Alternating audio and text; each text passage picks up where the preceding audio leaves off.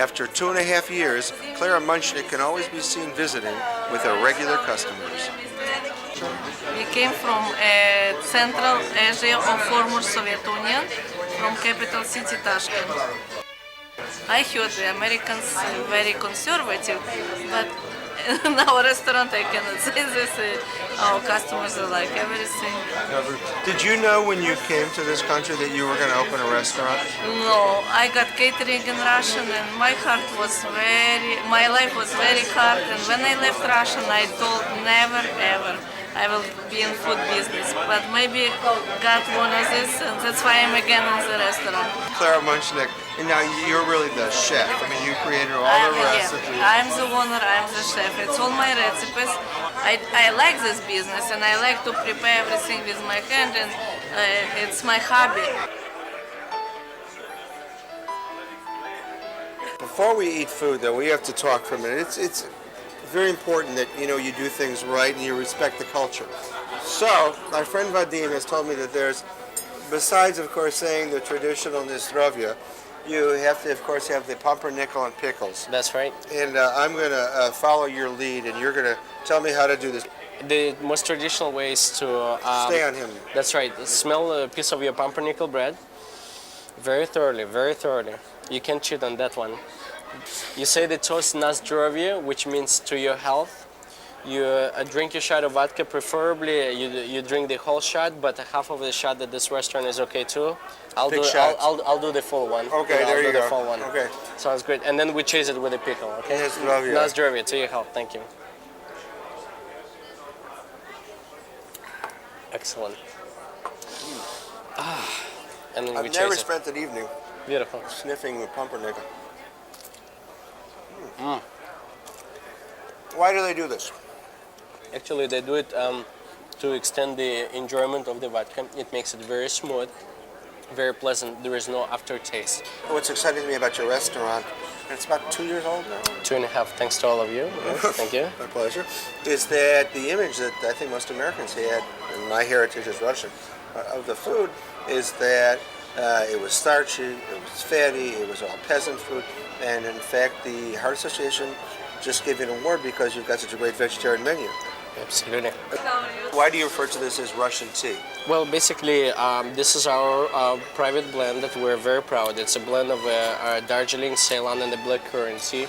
And the tea, as much vodka, it's two national beverages in the former Soviet Union. We serve it in a beautiful cup, and we should serve it with the cubed white and brown sugars. Both are healthy, natural sugars. Two national staple soups of any Slavic culture. The hot borscht is a soup of beets and cabbage, and it has a little sweet and sour taste, and it's a staple among many Jewish and Slavic cultures. The cold borscht is fully vegetarian. It's a soup of beets and vegetables, hard-boiled potatoes. We top it off with the fresh cucumbers, green onions, hard-boiled eggs, and sour cream, and it's delicious. It's very refreshing. This is your stuffed cabbage, which is truly one of the more popular dishes. This is a really the basic, what we call a peasant's meal, but it's extremely tasty. It's a stuffed cabbage. It's made the Ukrainian Polish style. In Russian we call it galupci. It's also internationally known as halupki in Polish or Ukrainian, and it's a stuffed cabbage around the stuffing of beef and rice. We simmered with a tomato sauce, and it has a little sweet and sour taste, the traditional taste of Eastern Europe. Sturgeon is really a delicacy even in Russia, where the sturgeon is coming from. It's coming from Caspian Sea. What we do is just we smother it with a sour cream, a little bit of spices, and we grill it to perfection. To perfection, that's it. That's right. Our Georgian beet caviar is probably one of the most popular vegetarian dishes. It's beets, prunes, and walnuts with a touch of mayonnaise, and it's outstanding, special Caviar taste. there? No, actually, the caviar comes from the methods of purification. We make it like a puree. Pheasant is one of the most popular wild game dishes. This is a roasted pheasant. We smother it with a paprika and roast it with walnuts, pomegranate sauce, and the prunes. And pomegranate juice and the walnuts and prunes are very predominant in the Armenian cooking. Let me just touch base with that. Your food is not Russian food. It's the former Soviet Republic, which includes, as you mentioned, Armenia, Poland, Baltic states, Ukraine, Uzbekistan, Central Asia, and also Kafkas region, which includes in itself Georgia, Armenia, and Azerbaijan. What's the best caviar in the world? And the best caviar comes from beluga sturgeon from the Caspian Sea, but we also have a wonderful selection from the River Amur, which is, I guess, the second best place for the malasol, which is unsalted caviar.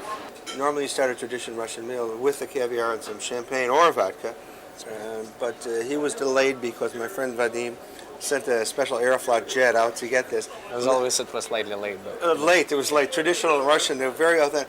Now we've got the Petrosian caviar, Sevruga. but we've got the beluga here from the river.